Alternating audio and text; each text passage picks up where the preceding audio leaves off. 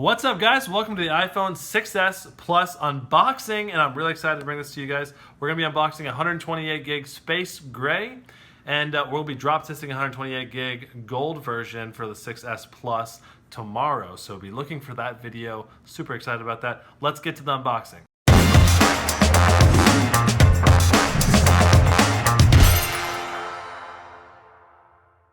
All right, so here's the 6s Plus box. We've got the Space Gray 128 gig. This is going to be my personal phone. Let's go ahead and open this up. And so let me talk about the major features for me. Is the biggest one, the number one feature I think is going to be the advanced 4G LTE. That's going to increase my ability to pick up the T-Mobile signal, which that's my carrier. And I have unlimited data, so it's going to completely change how I can use my phone. For example, I'm in a downtown skyscraper, and they do not have a good signal at all in their building, right? So this new antenna is going to completely change the way that I can use my phone in that downtown skyscraper, because I'll be able to get probably 2 more bars of service, or at least 2 bars of service, when I literally had 0 bars of service in the middle of downtown. So here you go. Here's the phone. It's got the wrapping around it. This is my new baby. I'm gonna try to take care of you. I actually broke 2 iPhone 6 Pluses this year. One on a skiing trip, and then one when I don't even know where. It was just kind of on the corner, a little nick on the corner. Ooh, I do like this black screen. It looks good. And I love this nice gunmetal gray that they've got going on here. And there you can see the S right there. And I am filming, by the way, on a iPhone 6s Plus as it is. So there's optical image stabilization, and it's filming in 4K. So I'm going to upload this in 4K so you can see exactly what it looks like. So let me go ahead and turn this on. And I do have the paper clip here, so I can pop out this existing SIM card that's in here, if there is one. I think there should be. And there it is. And I'm going to pop in my SIM card from my old phone. So this is a 6 Plus right here. Pop that out. All right, let's pop this in. And we're in. All right, so we've got the volume button. It's right here. The mute, unmute, and vibration feature that'll turn on. Back flash. I believe that's the mic or maybe a light meter. I can't remember exactly what that is. Here's the camera. And then we got the lightning port,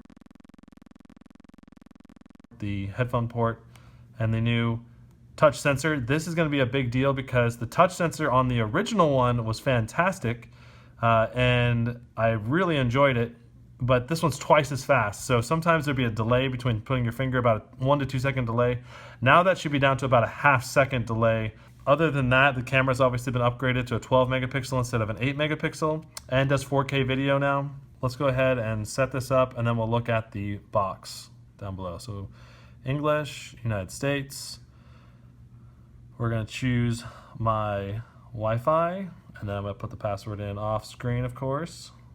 All right, so now it's going to take a minute to activate my iPhone. So we're going to hit continue. We're going to enable location services, and we're going to do the Touch ID. So now I just got to keep pushing my thumb down here, and you want to keep doing it at different angles that you might actually use to do the ID. So I always kind of move it around. So now it says adjust your grip and continue. So I'm going to continue, move it around, and this really helps the Touch ID to get more accurate if you kind of really move around the edges of your thumb. So that way, no matter where you put it down, it works better. All right, continue. So I'm going to do a really simple passcode. All right, so we're going to restore from the iCloud backup, or yeah, we'll do iCloud backup. So I'm going to go and put my iTunes account in now. Okay, so now it's going to update from my iCloud settings, and we're going to hit agree, and now I'm going to be put into the human sent iPad. All right, so it says choose a backup. We're going to use the one from a few days ago, and now it's going to back up. Let's go ahead and put that aside and take a look at the rest of the box here. So we'll go ahead and lift the tab up, and there we go, just like that. So we've got a charging cable here. It's very short overall. I actually prefer to use a different charger. Let me grab it real quick. So being the tech junkie that I am, I actually use this charger. I have one in my bedroom and then one in my bag that I travel with. It's a 4-port charger with 2.4 amps. This allows me to charge up to 4 devices at once. So if my girlfriend's with me, or if I have like my iPad and my iPhone, I can charge both at a high rate because 2.4 charges your phone faster. I'll put a link to Amazon for this, and also this is the cord I use. It's I think it's called a iBlazon cord. I'll put a link to it as well. This is a 6-foot cord, so you can get pretty far away from the wall and still have access to your device. So you just got your USB charger and of course your headphones. Very good.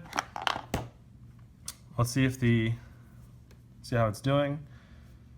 And let's see if I can do my touch. Boom, there it is, done. It says it's going to take about 13 more minutes for the restoring from iCloud, so let's go ahead and skip to that being done.